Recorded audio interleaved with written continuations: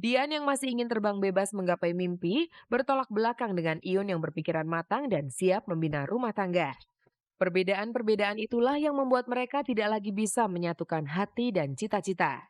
Udah nggak klopnya tuh sebenarnya udah lama gitu sebenarnya. Jadi mungkin sebenarnya dia juga udah tahu, gue juga udah tahu, udah nggak perlu dimasalahin lagi kayaknya. Keinginan Iun untuk melanjutkan hubungan mereka ke arah yang lebih serius dikalahkan dengan keraguan Dian yang mengaku belum siap berumah tangga.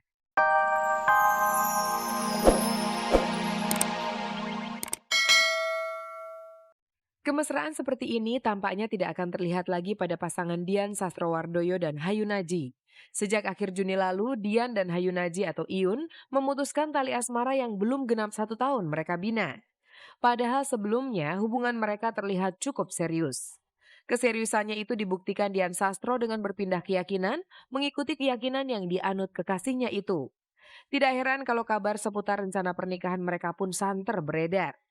Dian dan Iun bahkan dikabarkan telah memesan gedung sebagai tempat pernikahan yang kabarnya digelar awal Desember tahun ini. Waktu itu Dian Sastro tegas-tegas membantahnya. Tapi untuk kabar yang beredar kali ini, ia tidak mengelak. Sebenarnya nggak bermasalah sih. Sebenarnya ya emang udah, ya udah nggak bareng-bareng lagi. Apa sih, pasti nanya soal gue pacar gue kan, kondisinya tuh udah ini kali ya, gue mungkin udah terlalu nggak enak banget, karena mungkin emang gue mungkin nggak tahu emang mungkin masalah umur tuh sebenarnya ngaruh juga ya gitu loh. Maksudnya walaupun pertama-tamanya gue tuh mau mau pengen dianggap dewasa juga, cuma ya mungkin belakangan ya sebenarnya mungkin kalau umur segue tuh emang lebih lebih cocok sama teman-teman seumur gue gitu. Dian yang masih ingin terbang bebas menggapai mimpi, bertolak belakang dengan Iun yang berpikiran matang dan siap membina rumah tangga. Perbedaan-perbedaan itulah yang membuat mereka tidak lagi bisa menyatukan hati dan cita-cita. Udah nggak klopnya tuh sebenarnya udah lama gitu sebenarnya. Jadi mungkin sebenarnya dia juga udah tahu, gue juga udah tahu, udah nggak perlu dimasalahin lagi kayaknya. Keinginan Iun untuk melanjutkan hubungan mereka ke arah yang lebih serius dikalahkan dengan keraguan Dian yang mengaku belum siap berumah tangga. Tidak ingin membuat masalah bertambah larut, keputusan untuk berpisah pun terlontar juga. Kalau Iun ya otomatis kita tahu lah gitu, mereka dia kan pandangannya pasti ke arah situ. Maksudnya kasihan juga dong kalau dia nungguin gue kelamaan gitu. Maksudnya akhirnya intinya akhirnya kita akhirnya kita kita buka aja gitu. Kita ngomong sebenarnya kamu pandangannya kemana sih? Iya nih sebenarnya gue juga terus terang sih gue belum siap sih gitu. Terus gue bilang itu kayak dia juga mikir yang iya sih emang sih mestinya juga gue tahu sih emang ya mungkin ya umur lo memang baru-baru segitu ya mestinya sih emang iya kali aja lo siap gitu loh. Ya udah deh berarti emang ya udah nggak cocok ya kali ya pandangannya. Iya, ya udah kalau gitu oke deh gitu. Kabar yang beredar, kamu kepincut dengan pria idaman lain sehingga memutuskan hubungan dengan Iun. Benar begitu? Ya elah, nggak ada, orang ketiga sih nggak ada. Kalau kalau sampai sekarang sih, gue juga belum naksir orang dan nggak nyari gitu untungnya. Jadi, sampai sekarang nih, untungnya guenya juga kan, karena gue tahu belakangan tuh gue pacaran keseruannya sama temen-temen. Jadi, kayak kalau sekarang sampai gue punya pacar lagi pun kayaknya dia bakal dicuekin juga deh sama gue. Soalnya gue lagi bener-bener sama temen-temen banget. Jadi, kayak gue daripada gue kasihan, gue kurang ajar lagi sama pacar gue nanti, mendingan gue jangan nyari dulu kali ya gitu. Hubungan asmaranya yang kandas di tengah jalan tidak membuat keyakinan baru yang tengah didalaminya pun ikut-ikutan kandas. Kata Dian, keinginannya menjadi seorang muslim datang dari lubuk hatinya yang paling dalam. Jadi emang sebenarnya kan gue masuk Islam juga kan bukan karena dia. Jadi ya insya Allah nih walaupun mungkin gue lagi nggak pacaran sama dia yang sebenarnya juga bisa ngebantuin gue, mudah-mudahan gue tetap jalan juga. Cuma mungkin bantuan gue ya dari keluarga gue itu tadi yang om tante gue, kakak-kakak sepupu gue, teman-teman gue nih kebanyakan muslim. Pemirsa, kabar tentang prahara rumah tangga yang terjadi dengan Oki Asokawati dan Firman Iksan memang sudah lama terdengar. Walaupun mereka berusaha menutup-nutupinya, akhirnya Oki mau juga menjelaskan mengapa perceraian itu terjadi. Mari kita simak kabarnya dalam tayangan berikut. Tidak ada satu pasangan pun yang berkeinginan untuk berpisah. Tapi jika takdir menentukan begitu, apa mau dikata? Mantan peragawati papan atas Oki Asokawati hanya bisa menerimanya dengan pasrah dan berbesar hati. Rumah tangga yang telah dibina bersama fotografer Firman Iksan selama 20 tahun kandas di tengah jalan. Sejak awal Juli lalu, Oki resmi menyandang predikat janda. Akhirnya perbedaan keyakinan jualah yang memisahkan mereka. Memang itu soal agama, tapi mungkin saya nggak lebih detail yang lagi, karena sensitif ya kalau soal agama kan. Putusan itu memang terjadi kurang lebih mungkin 1 bulan setelah saya naik haji, saya putuskan untuk melakukan hal itu. Keputusannya untuk mengakhiri bahtera rumah tangga diakui Oki tidak datang begitu saja. Diskusi yang panjang dan saling introspeksi diri akhirnya berbuah keputusan yang terbaik, yaitu perceraian. Meski terasa berat, kerelaan Diva, anak sematawayang Oki dan Firman, akan keputusan orang tuanya itu membuat langkah mereka semakin mantap. Putri saya itu ya alhamdulillah mudah mengerti, dia gampang mencerna segala sesuatunya. Yang penting ya saya tetap ibunya, Mas Iman tetap ayahnya. Perjuangan untuk mempertahankan ikatan pernikahan hingga akhir hayat berakhir sudah. Menerima kekalahan memang tidak semudah membalikan telapak tangan. Hanya kekuatan yang di ataslah yang membuat ia tetap tegar menatap masa depan. Pemirsa, sungguh disayangkan jika hal ini memang terjadi pada Bumerang. Belum lama ini mereka mengeluarkan album baru setelah vakum cukup lama. Namun kabar miring terdengar. Salah satu personilnya, Henry, ternyata memakai obat-obat terlarang dan tertangkap di Surabaya. Pemirsa, beberapa waktu lalu kami sempat menampilkan grup band Bumerang yang tengah berbunga-bunga karena salah satu lagunya terpilih menjadi soundtrack film Tomb Raider 2. Sepertinya kebahagiaan itu tidak bisa berlama-lama dirasakan grup musik asal Surabaya ini. Minggu lalu, Henry, bassis Bumerang, tertangkap polisi karena kedapatan memiliki narkoba.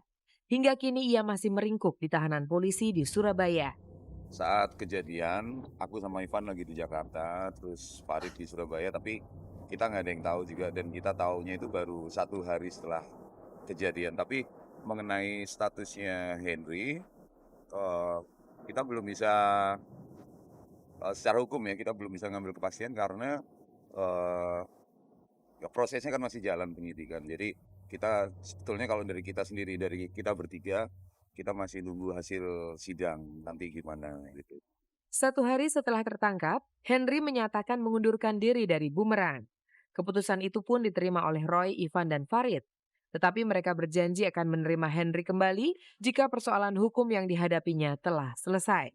Setelah saya sama Ivan datang ke Surabaya, kita baru bahas itu, kita menerima pengunduran diri Henry, tapi kita akan menerima dia juga kalau suatu saat akan kembali ke Bumerang, tapi dengan catatan-catatan. Jadi kita harus ketemu dulu, ngobrolin, tapi asal status hukumnya Henry waktu dia kembali ke kita sudah bersih ya. Kita juga belum memutuskan apakah kita akan mencari pemain pengganti, tapi sementara ini untuk show segala macam kita pakai edisional dulu. Gitu. Persoalan yang dihadapi Henry tidak saja menimbulkan masalah bagi ketiga rekannya itu. Kekecewaan juga dirasakan para personil Bumerang lainnya. Apalagi selama ini mereka termasuk grup musik yang menyatakan diri bebas dari narkoba. Beberapa saat yang lalu ya, kita udah bikin kesepakatan bahwa Bumerang adalah band yang bersih. Jadi kita berkomitmen untuk tidak memakai hal-hal seperti itu. Gitu. Jadi ini memang ada yang lolos dari kita, ya sudah. Tapi mengenai kepastian hukum segala macam, ya kita menunggu sampai penyidikan ini semua selesai. Gitu. Dalam kesempatan itu, Roy juga membantah kabar burung yang menyebutkan dirinya masuk dalam daftar orang-orang yang menjadi target operasi polisi. Oh, enggak. Aku di TO sama keluargaku setelah kejadian itu. Jadi, oh ya ini kesempatan aku mungkin mau minta maaf ya. Ada waktu itu banyak teman-teman pers yang mungkin mencoba menghubungi dan aku mungkin sengaja tidak ngangkat. Jadi aku minta maaf untuk itu karena aku nggak tahu kejadiannya. Malah ada beritanya bahwa Farid meninggal. Aku sampai panik juga kan, ini kejadian pertama. Terus ya mudah-mudahan yang terakhir, dan aku waktu itu harus konsolidasi sama teman-temanku dulu. Jadi setelah itu baru kita memutuskan, baru kita bicara gitu. Pemirsa, inilah beberapa kabar pendek yang sengaja kami pilihkan untuk menemani Anda hari ini. Keinginan bertaubat dan mendekatkan diri kepada Sang Pencipta dilakukan orang dengan berbagai cara. Salah satunya dengan mengunjungi Tanah Suci Mekah, seperti yang dilakukan bintang sinetron Dony Kesuma dan Edis Adelia. Bagi Dony Kesuma, ini adalah ibadah umrohnya yang kedua. Mungkin ia tidak akan canggung lagi menghadapi situasi di Tanah Suci. Berbeda dengan Edis Adelia yang baru pertama kali berangkat umroh. Persiapannya lebih ke batin, saya membersihkan hati saya dari kayak sifat iri, dengki, sombong, riya gitu ya. Bagi yang pernah beribadah di Tanah Suci Mekah, keinginan untuk kembali selalu terbersit. Menyaksikan keindahan dan bukti kekuasaan Tuhan di sana membuat Doni Kesuma berniat mengajak istri dan kedua putranya mengunjungi rumah Tuhan pada tanggal 28 Oktober nanti. Insya Allah kalau emang bisa, sebenarnya yang Doni masalahin adalah anak-anaknya. Nih ada nggak yang bisa ngebantu Yuni untuk ngejaga anak-anak di sana? Saya sendiri, kalau artisnya itu saya Dwi Yan, Bang Anwar Fuadi, sama Pak Firman Bintang. Secara nyata, Tuhan akan memberikan balasan atas segala perbuatan baik dan buruk kita di dunia saat beribadah di Tanah Suci Mekah. Itu baru satu dari sekian keajaiban yang akan mereka temui di sana.